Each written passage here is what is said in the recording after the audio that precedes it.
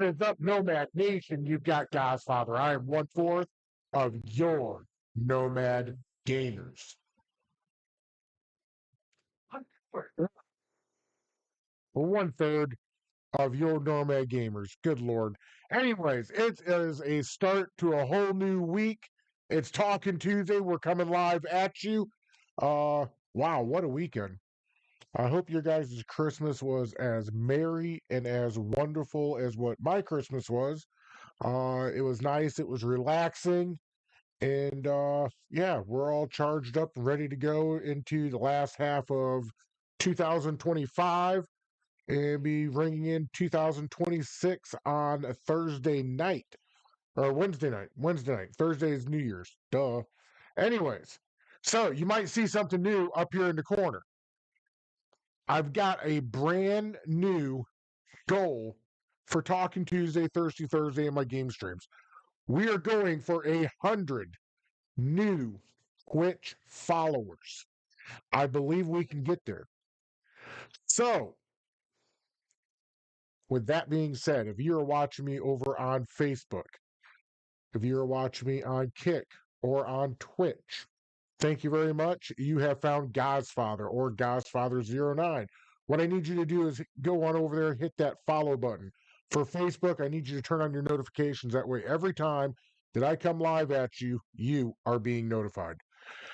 Now, if you are watching me over on YouTube, thank you very much. You found the home of the Nomad Gamers, where every Saturday at 4 p.m. Central Time, 5 p.m. Eastern Time, my other two co-hosts come live with me, and it is a whole new atmosphere here in the Shire.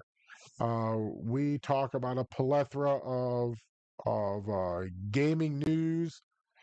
We give our opinions on some things.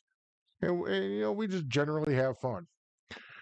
So if you're over there on YouTube, over here, you're going to see a subscribe. Over here, you're going to see a thumbs up. Just past it, you're going to see a heart symbol. I need you to smash all three of those, turn on the notifications. That way, every time that I come live at you or any of my co-hosts come live from that channel, you are being notified. Now, for one of the last social media platforms that I have, for TikTok, I am uploading every single day. You can find me at Godfather1.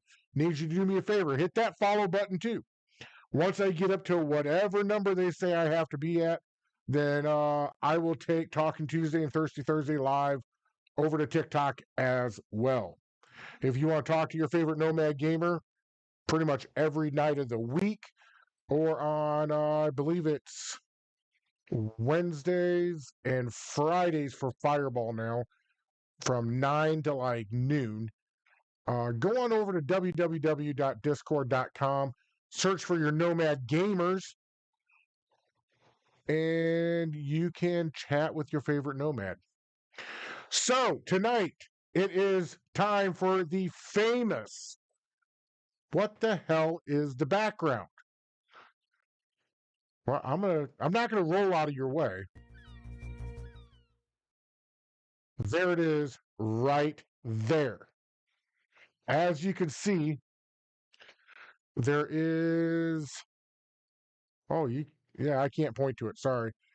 It's a map. What is the map of? The map is of the Caribbean. Remember, I am looking for what game is this? I'm looking for the platform. And I am looking for what number in the franchise series this may or may not be. So we will go with that. There is the famous background. All right, let me I got to get out of this. Hold on just a second. What's up? Nothing? Okay. I thought I had an announcement. I do not. Huh? No.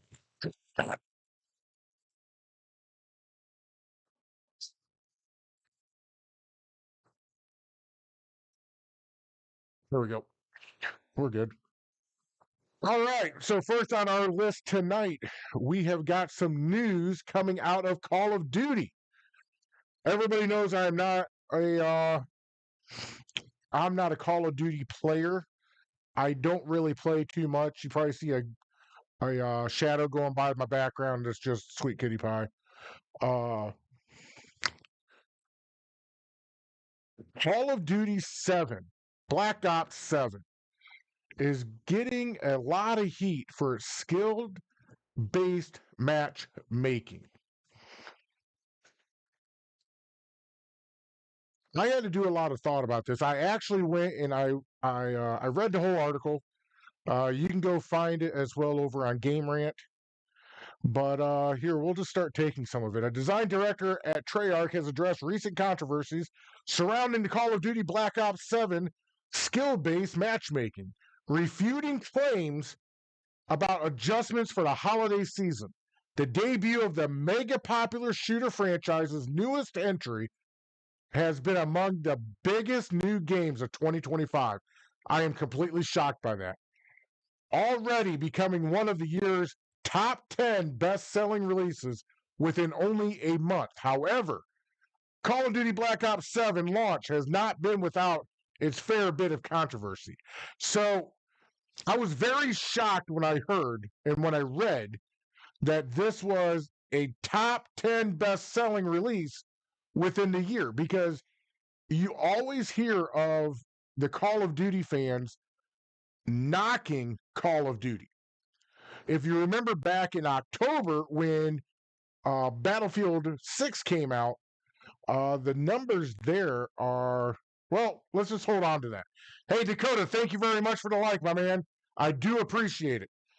Uh, while Black Ops 7 launch weekend saw a lot of players trying out the game, there is the key word right there. The game has struggled with retention since its debut.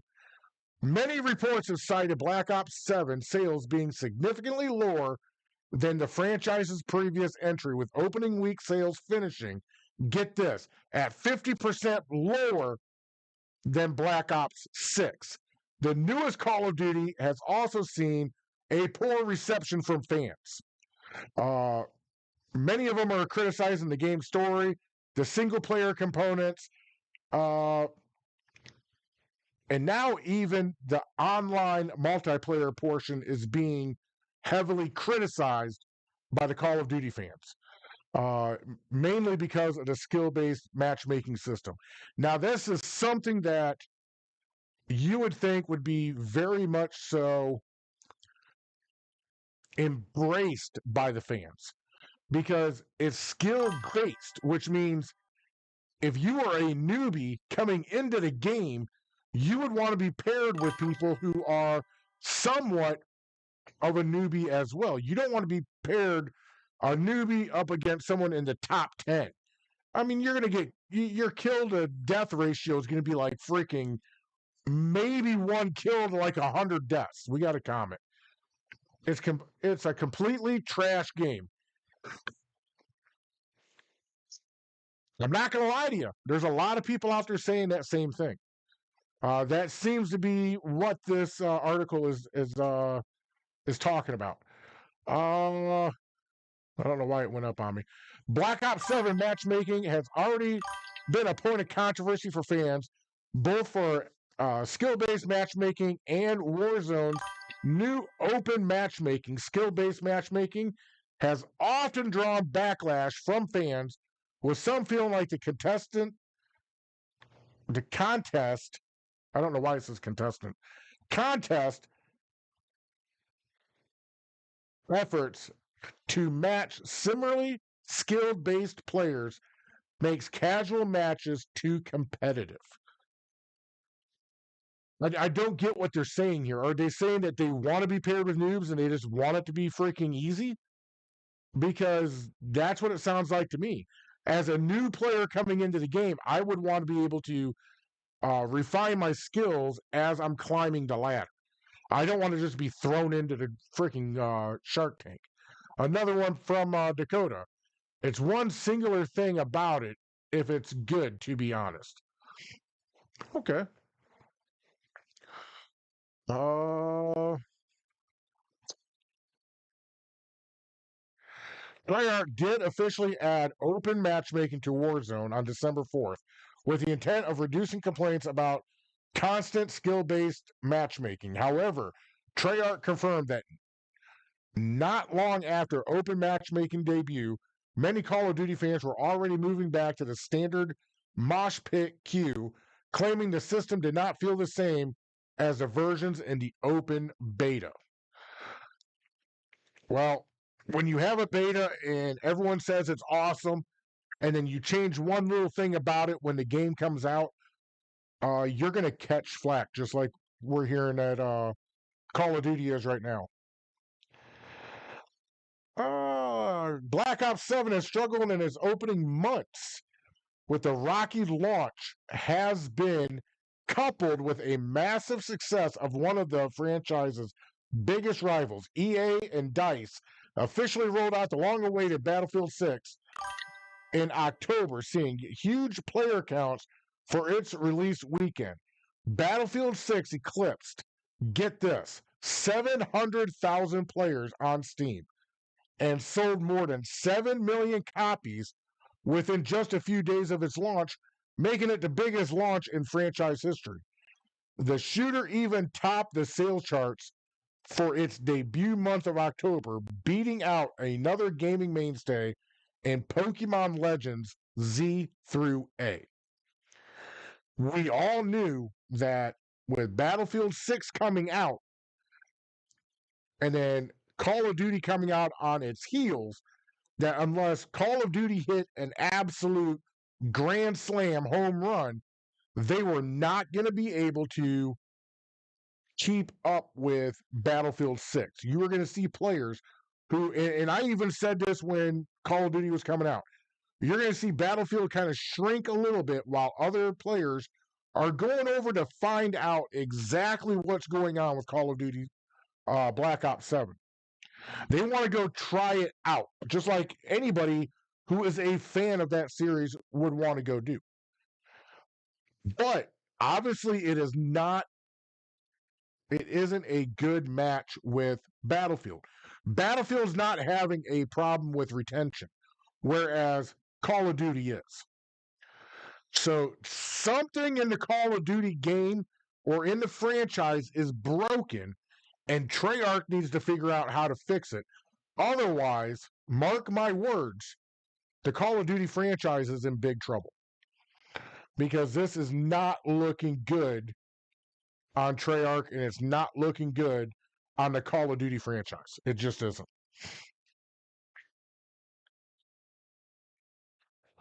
So on Saturday, you heard the Nomad Gamers talking about the chip delay. I don't know how many of you went back and I put the segment on my page where we're discussing the chip prices, the RAM prices, everything for games is going up. Everything with technology is starting to raise. There's reasons outside of my knowledge why it's doing it. And I will not get political on this podcast or the Nomad Gamers, but they are going up. And because of that, don't hold your breath for new consoles. The RAM crisis could delay the PS6 and the next gen Xbox consoles. While I was reading this, and I decided to go ahead and report on it tonight, and kind of springboard a little bit more off of the conversation that the Nomad Gamers were having on Saturday. As I was going through and looking at everything, I saw 4 or 5 more posts about this topic right here. So it is starting to catch fire. People are starting to notice, and people are starting to understand. But we'll go through this real quick. The next PlayStation and Xbox consoles could come out later than expected, thanks to the ongoing RAM crisis. While PC games have borne the brunt of the effects of the AI-driven RAM shortage, the shadow has started to loom over consoles as prices continue to skyrocket. Amid this massive market shift, there are reports that PlayStation and Xbox could be rethinking their next-gen release windows in the hopes of some release in the future. All of this began in October 2025 when two major RAM manufacturers agreed to set aside much of their memory for open AI data center expansion project. As this agreement constrained the available supply, some consumer RAM prices more than tripled. If you were watching Saturday, Fireball told you the same thing, that he had two set aside. He was going to go ahead and buy them like a month later, and they tripled in price. So he decided not to buy them. And the issue has worsened since then. More memory manufacturers have shifted their focus away from consumer markets and gaming to serve the booming AI industry. And if this continues, console companies could feel the same pressure. This is going to continue. It just is. Okay. So, what I can say for this, and I am no expert when it comes to the market, I'm no expert in trying to predict what's about to happen.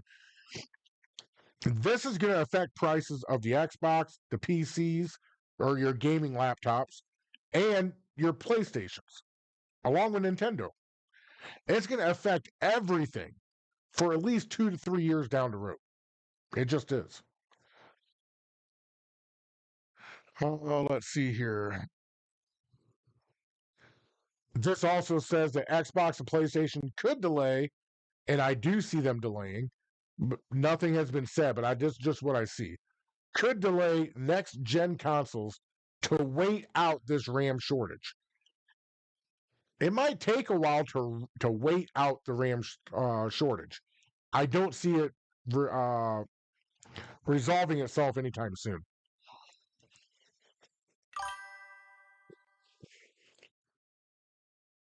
All right.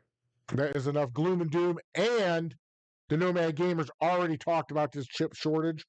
One of the more funnier parts about the Nomad Gamers on Saturday was when I absolutely and utterly confused Fireball. If you want to go back and watch that episode, it's like, what is it? Okay, it's about 4 or 5 posts down the page. You can go back there and you will see Fireball utterly confused, trying to figure out what I am talking about, and he almost had me confused at the same time. But thankfully, that did not happen. All right. Well, I know Dakota is an Arc Raiders player. I've got Arc Raider news for tonight. I put this in here just because I knew he would be watching. Arc Raiders' new Week 10 trials include one challenge players won't want to mess up. This was reported on yesterday. That's love. I kind of knew that. Let me know if you've tried this challenge, by the way. Embark Studios has revealed a new set of trials challenges for Week 10 of Arc Raiders, giving players fresh objectives to complete if they wish to chase after some extra rewards. In order to have a chance at earning these rewards, gamers will see themselves facing off against a variety of Arc Raiders enemies, including Rocketeers, Shredders, Fireballs, and more. I fight a Fireball every single Saturday. This shouldn't be an issue for you to take that out. While most of the trials are fairly straightforward, Embark Studios has prepared something special for gamers looking to play in the snow when they go topside. While the best way to acquire the valuable loot in Arc Raiders is to go topside and start scavenging, weekly trials give players another way to earn high value rewards. Embark Studio releases a new set of 5 challenges every Monday, giving players one full week to stack up as much progress as possible. Earning a single star in a challenge will reward players with an uncommon item, while earning 2 stars will grant them a rare item. Many players strive to reach 3 stars, as doing so rewards gamers with an epic item. Those looking to go above and beyond can earn even more rewards by achieving a higher ranking throughout the course of the season. The higher a player climbs, the better the rewards will be. About time a game actually did this. While some gamers have criticized the trial system for being overly repetitive, other fans have said that they enjoy having an extra set of objectives to chase each week. All right, so with that, I actually understand what they are talking about here. One of the games, which one is it? That Pokemon Go. I had to think there for a minute. One of my biggest complaints about Pokemon Go goes back to what I just said here about Arc Raiders. And I know the two are completely different. One's a shoot 'em game. One is a you got to catch all the critters game. I get that. I'm not. It hasn't went over my head. However, one of my biggest complaints about that game is that the rewards and that the quests are repetitive. That you keep getting the same quest over and over and over and over again, and it becomes boring. So, with players from Arc Raiders saying this, I have to tend to agree with them. And what I hope that Embark Studios would do is maybe monthly switch it up, or maybe even by season. That would be a happy medium between not enough and too much for the studio. You got to find that happy medium in between going, okay, it's getting a little repetitive, but I know it's going to switch as soon as season 11 comes around. I know I'm going to have some new stuff. We have another comment. Yeah, we have to throw snowballs at Rocketeers, but I haven't tried it yet. I have complete all the other trials for the week. I'm going to stream tonight and do the challenge. I really enjoy the trials. It's a really enjoyable, in my opinion. Dakota, do me a favor. Give me a link to your Twitch. Just put it in the comments for me.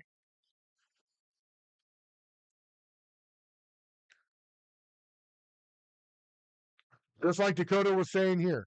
Throw snowballs at Rocketeers. Deal damage to shredders. Deal damage to flying arc enemies. Open arc probes. Destroy fireballs. So obviously it is a good challenge because I'm not hearing much out of Dakota, and normally he'll light me up if I kind of go astray on Arc Raiders a little bit. So go on out there. Here in a minute, whenever Dakota gets his Twitch handle in my chats, you guys need to go and check him out later on tonight. Don't do it while Talking Tuesday's going on. Sorry, Dakota, you ain't getting all of them all of a sudden. Wait until Talking Tuesday goes off the air, then go watch Dakota. Because Talking Tuesday is Talking Tuesday.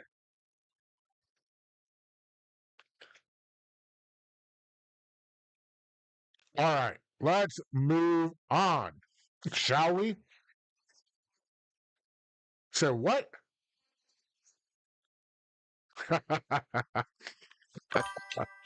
Oh Lord. All right, so as we were talking about last week on Talking Tuesday, I believe we touched on it a little bit on Saturday. I don't remember if we did or didn't. However, this EA thing just keeps coming around. I mean, it seems like every week I hear something about EA. Whether it be the buyout or the sale to the Saudi consortium, whether it be a lot of questions about what is going to happen to the games that are already in their stable, what's going to happen when they get bought out. Is Madden going to stay the same? Is the Sims going to stay the same? Is Battlefield going to stay? Or are we going to start seeing EA change the way they do business? Well, I'm glad you asked me that question. There's a lot of misinformation going around. EA responds to rumors about the future Sims 4 development. We all knew that with this buyout, we were going to hear all kinds of crap. We are now starting to hear some. All right, sounds good, man. A member of Sims 4 community team just addressed the recent influx of leaks and rumors surrounding the ongoing development of the Sims 4 and the future of the wider Sims franchise, claiming that misinformation has been circulated and confirming that official news is coming at the start of next year. This official comment from EA came just hours after a new leak surfaced, allegedly detailing the contents of what could be The Sims 4's final expansion pack. The future of the Sims franchise has been a hot topic in the fan community over the last few months. A lot of their games have been a hot topic the last few months, with several leaks, and this is why the Nomad Gamers do not report on leaks. We do not report on rumors. With several leaks surfacing recently that all claim very different potential scenarios for the series' direction. The latest rumor appeared on December 23rd when ex-user, and I'm not going to say his name, you can go to Game Rant and look this article up and see it for yourself, claimed that Sims 4's 21st expansion pack will be royalty themed and will contain 3 kingdom types, including one based on Africa. In the same X post, the insider also claimed that this 21st expansion pack will be the Sim 4's last piece of major content, and that only updates and kit packs will be added to the game afterwards.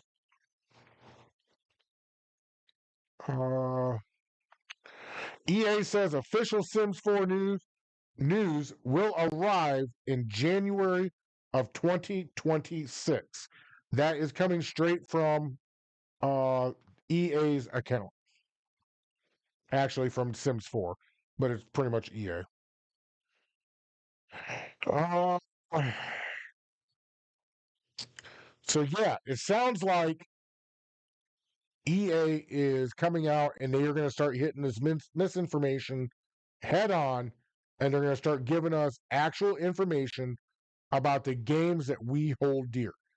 I am not a big Sims player. Uh, I have played Sims. I don't know if I can't remember if it was Sims 4 or not. It might not have been. I was a huge Sim City fan. I played the hell out of that. In fact, it's on my Steam right now. I was a huge Sim Farm player. That was a very good game back in the day. The Sims have had a very good uh, offering of games in the last 20 years. My only issue with like Sim City is they did not keep up with the times.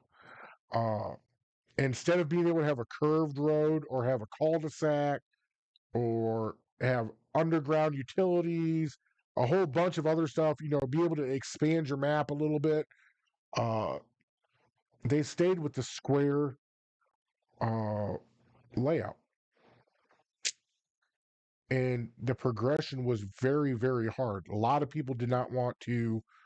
They played it, but I'm going to tell you right now, when uh, when I started playing City Skylines, which is just like SimCity, the difference between City Skylines and SimCity was absolutely mind blowing. I had to walk away from City Skylines because it was that much of a time consumer. Sometimes when I'm playing games, I look at the game and I look at the time and I go, what did I accomplish during this time? With City Skylines, I couldn't say much. I got these 3 blocks done. I got this nuke plan up. I didn't do nothing. I just clicked on it. Boop, it appeared. Now with Minecraft, Fallout, Grand Theft Auto, Red Dead, Escape from Tarkov, Sim City, or not Sim City, but Sims, uh, Battlefield, Call it, all of that, you can equate some kind of achievement, something that you built into that time that you gave to that game. With Sim City and with City Skylines, you couldn't do that. And so I had to put it down.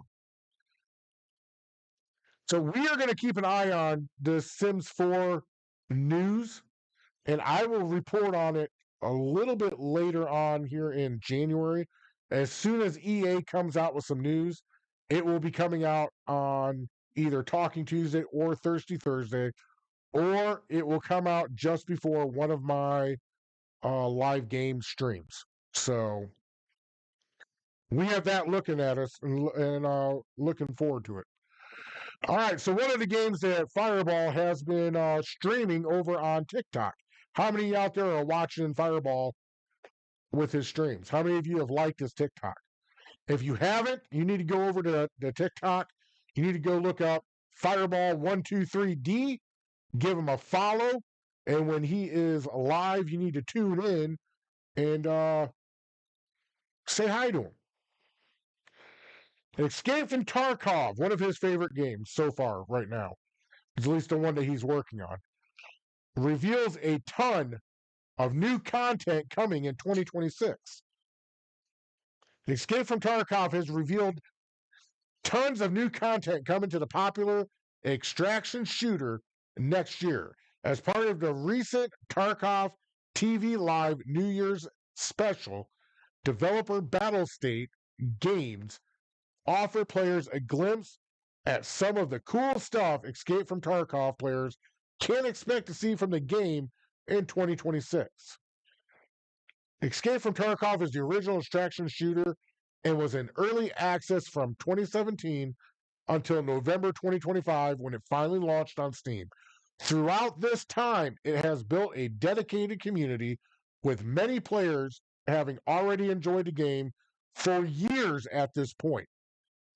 And while the game's full release didn't go smoothly, its popularity has endured that initial rocky start, with the players still jumping back in for more of the extraction FPS realistic gameplay. Despite making it to the long-awaited 1.0 launch, Escape from Tarkov is now resting on its laurels. Is not. They are continuing to update the game with fresh content in the new year to ensure the game remains relevant in the extraction shooter genre for years to come. If you go over to their X account, they have got videos and artwork up of the new upcoming upgrades to the game. A new map is coming. I don't know much about this game, so I don't know what to pull out saying it's awesome. But if you're playing this game like Fireball is, and when I see him later on, I will let him know, hey, there's something coming out for that game. You might want to take a look at it. He'll be able to talk more in depth about it on the Nomad Gamers on Saturday. Because if he doesn't, I will ask him about it. So yeah, be tuning in on Saturday to get Fireball's take on this, and we'll see what goes on after that. All right, so as most of you know, and if you were watching on Saturday, Sonar Crestrider's background was a part of his housing in World of Warcraft. And he has been talking about this update for, I don't know, probably the last month or so. Well, an article from PC Games came out and it said, I can tell World of Warcraft player housing is going well. Get this, by the amount of Star Wars stuff this one player keeps building. You know you're doing something right when a major publication for gaming comes out and calls you out by name for your building ability for Star Wars. It says provide the tools and they will build it. We are going to go over and we're going to take a look at this. We're going to be bouncing back and forth between this view and my gaming view. That way you guys can see what I'm seeing. So here we go. Hang on. Look at that. Classic destroyer. That is, and it even looks like it is sitting there floating next to that cliff. Like you can just walk back and forth from the cliff to the ship to the cliff. It looks awesome.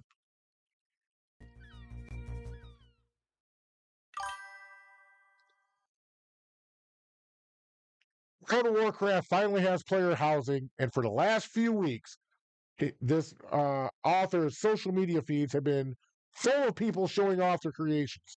People are busy making cave systems and palaces that I would never have the patience to put together. I understand that just from playing Minecraft. One person is just making Star Wars stuff because anytime you give players the tools to make things, they're always going to make something from Star Wars. This is simply a fact about gamers that we all know is true. Look at Fireball. He did it in Minecraft. Reddit user, top syllabus 6619. I'm going to call you out only because you're pretty awesome at building stuff like this. Perfected their craft with some off-brand ships and motorcycles, and then they went full George Lucas. I've already seen this. This is actually pretty awesome, but I will show it here in just a second. A day ago, they dropped a video showcasing a fully built AT. It's surprisingly accurate given the random objects they had to build it with. Sure, it can't exactly stomp around and shoot lasers, but it looks imposing, and that's all that matters. This looks like something that Darth Vader would actually be in. Give me a minute.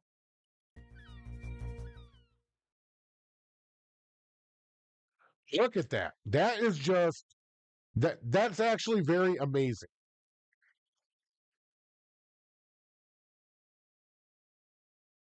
We're gonna have to wait for it to spin around again real quick.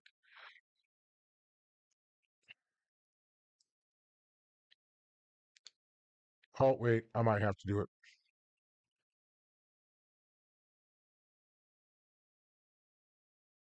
All right, here we go.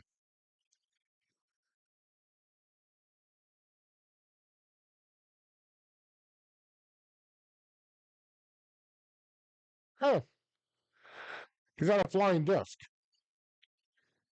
But look at that. I mean, yeah, it's wow, but just look at it. It actually looks like an AT-AT. Like I can see this in the fight on the ice planet Hoth. I really can. That's amazing. And then we have got this gem coming up. Our very own R2D2. This is fantastic. And I agree with the author of this article that if you give gamers the ability to build it, they will build it. And it will look scary, familiar to the original piece. If you look at it, and I don't know if, yeah, you can see my mouse. You have the eye patch right there for, the little light that he has. You got all the controls down here that he has. You got the blue ring, and then you've got the port here where he always comes out with the different tools that he needs. and then you got the the three wheels right here. Hold on. Except for that one wheel, it has to have stairs to get into it. But man, that looks awesome.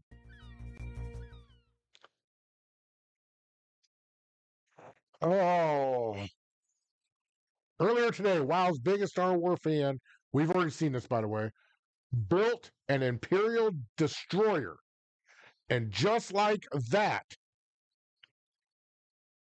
just like their other works, this one looks spot on. Even have a screenshot of their character in a full Darth Vader outfit.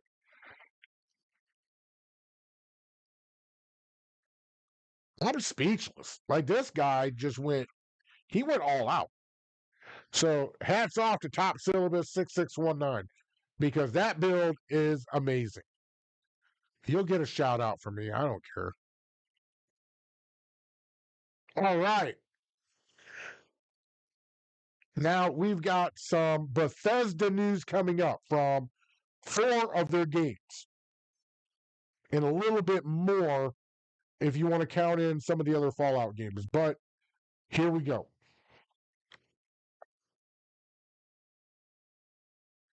If you're waiting for more Fallout games, it's time to expand your horizons. If you remember, oh hell, it would have been a couple months back now, but Todd Howard came out and he said that Fallout 5 would be Easter egged, or the TV show will be kind of dictating where Fallout 5 takes place at. And he didn't say any more.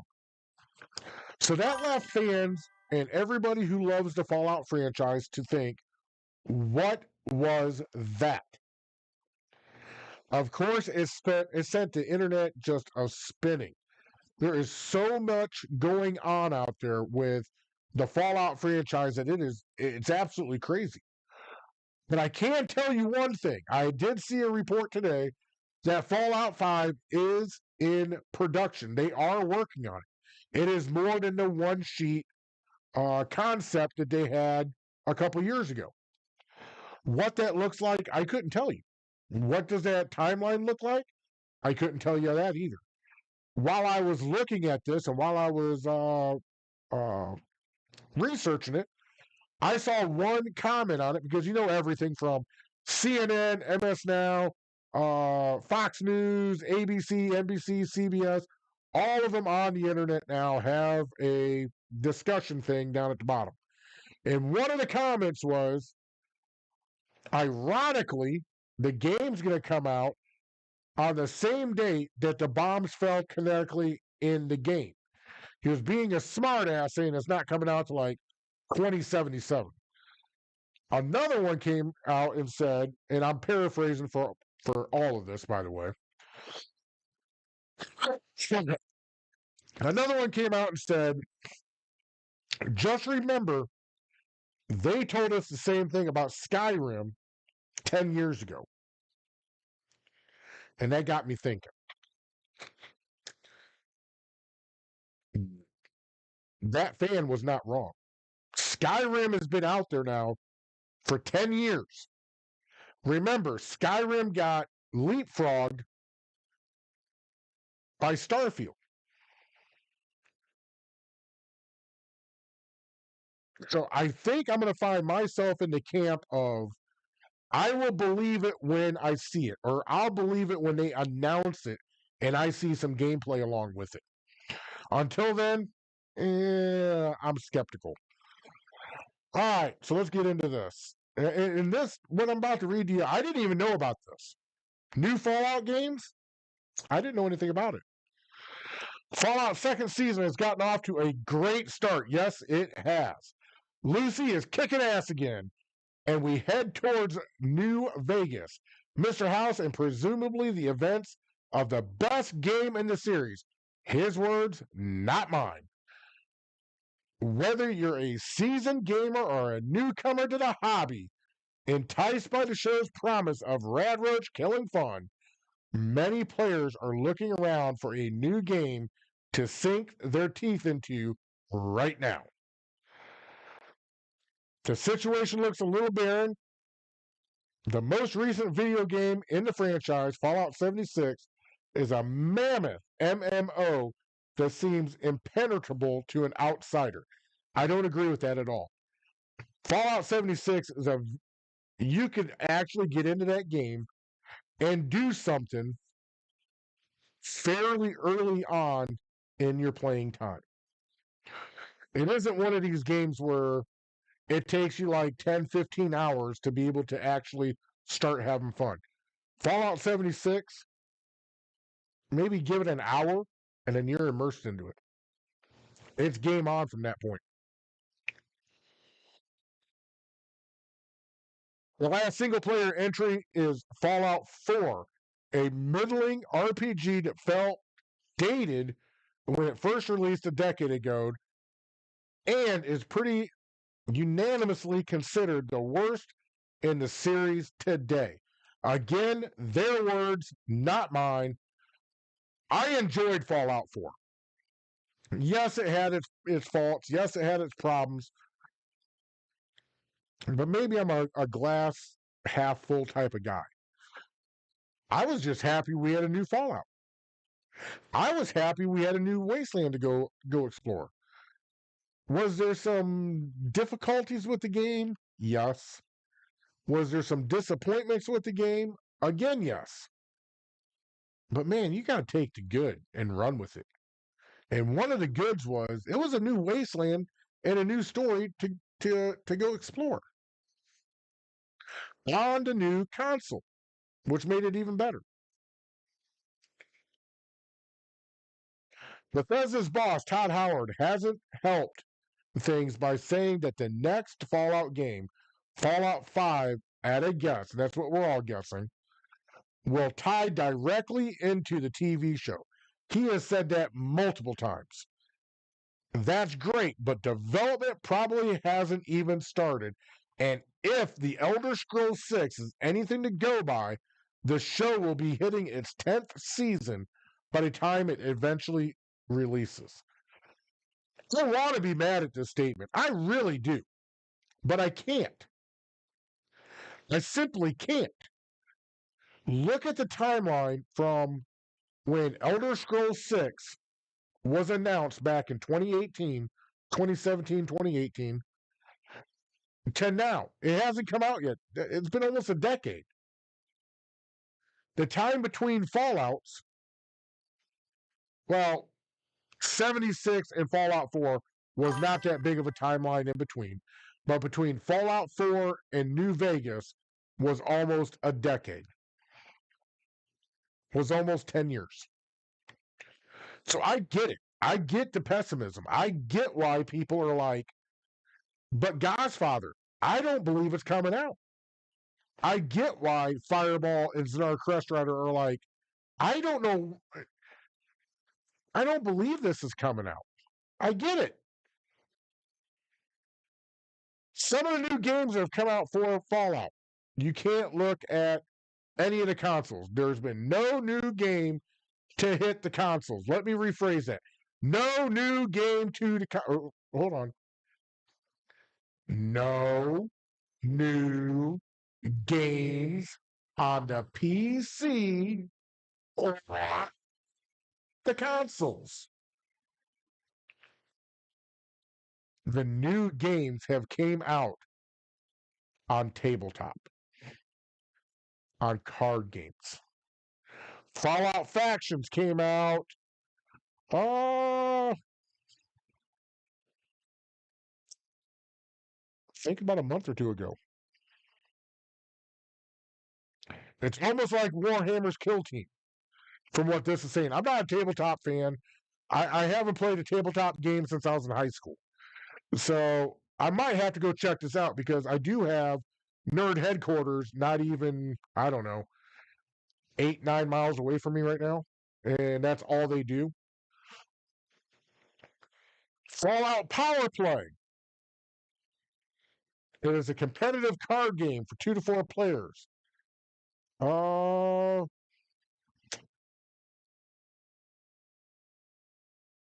So yeah, they're coming out and they're saying if you're bored with 76, if you're bored with Fallout 4, or if you need to immerse yourself into the TV show, just replay Fallout New Vegas. Well, that's easier said than done. To replay Fallout New Vegas, you'd have to get a PS3 or you'd have to buy it on the PC. One of the two. Oh, let's see here. And then you got Fallout, the role playing game, almost like Dungeons and Dragons. So it's kind of interesting how this Fallout franchise is exploding outward from a video game to a TV show to a tabletop game to a card game and to a game like Dungeons and Dragons. It's turning into its own universe. It is that big. Now, real quick, because I've already touched on this 1,000,001 times, but I found this and I had to go look at it and figure out my thoughts on it. It revolves around a game I don't play. I have played it, but I don't play it. And it revolves around another game that I absolutely love, but I can't play it because I'm disgusted with it.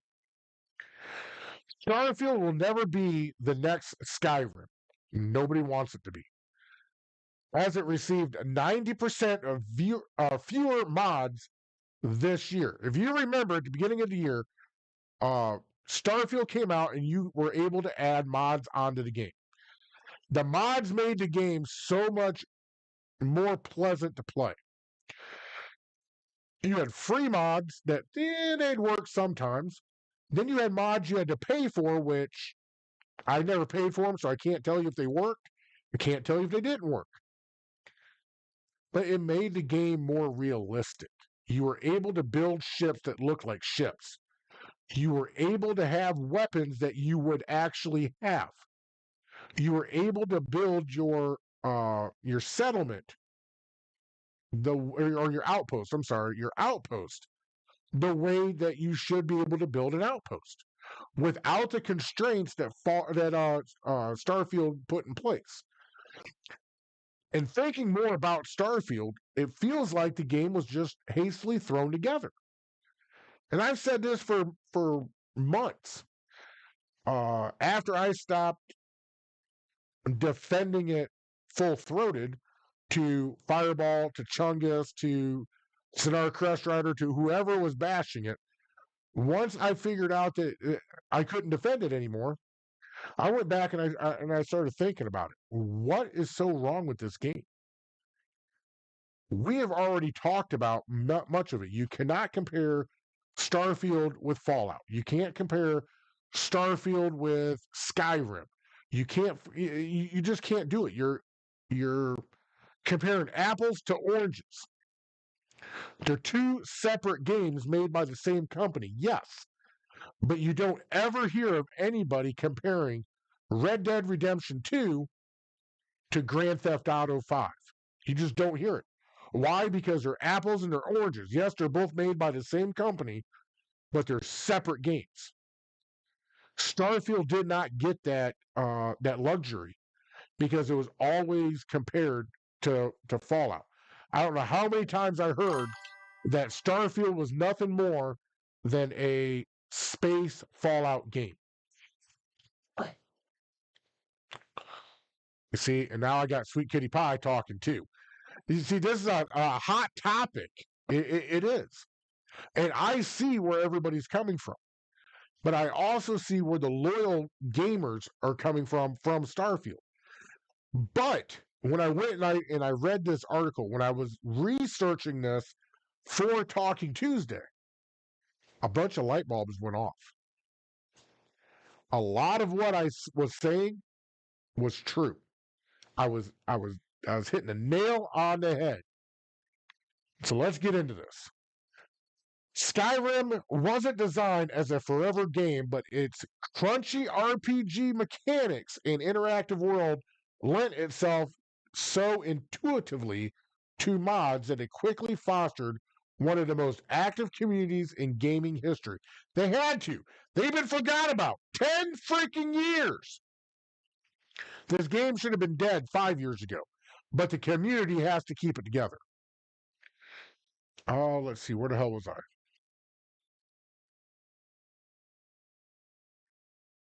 Who are to this day developing everything from a fully fledged remake to game size expansions within the confines of the old 2011 sandbox.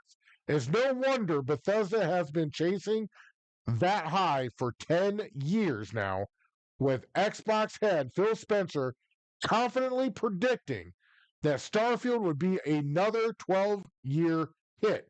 It is not. It hasn't even made it 3 years. The numbers prove it. I'm about to tell you the numbers. Unfortunately, Spencer was completely off the mark. Starfield's peak player count plummeted from 330,000 to 137,000 within its first month. 4 weeks. And it dropped below 10,000 by the end of the year. Even with the DLC is not even really a DLC. It hasn't recovered. But what's more damning is how little interest there is in modding the game. The vast expanse of the space should have been fertile ground for a community to rival Skyrim's, but it never even came close. I will tell you why. 1,600 planets, and they're only occupying 4. That's a whole lot of work for a modding community. Come on. 2025 proved no different. Skyrim Special Edition received 21,406 new mods this year, for a total of 22,210 when factoring in the original game, whereas Starfield received roughly 10% of that with 2,390 new mods. It's still an impressive feat, but considering that the creation engine has built-in mod support, and the fact that Starfield had hundreds upon hundreds of empty planets, 1,600 to be exact, for modders to play with, it only goes to show what little impact the game had compared to its predecessors. What predecessor? Starfield is a one-of-one game. There is no predecessor. It isn't like Fallout 76 where you can say, well, its predecessor was Fallout 4, Fallout New Vegas, Fallout 3, Fallout Tactics. Skyrim. You have the other Elder Scrolls as its predecessor. For Starfield, it has nothing behind it, and they're not doing anything in the future. It's kind of stuck in a goddamn limbo right now.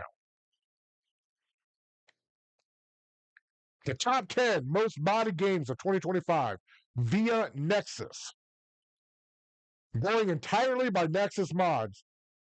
Other sites like ModDB and Game Bananas would no doubt yield wildly different results. These are among the top modded games of the year. Number 1, Skyrim Special Edition, 21,410 mods. Stardew Valley, 6,739 mods. Number 3 is Fallout 4 with 6,724 mods. Number 4 is Helldivers 2 with 6,132 mods. Number 5 is Cyberpunk 2077 with 5,285 mods. 6, Baldur's Gate 3, 4676. Oblivion Remastered, 3833. Fallout New Vegas, 3671.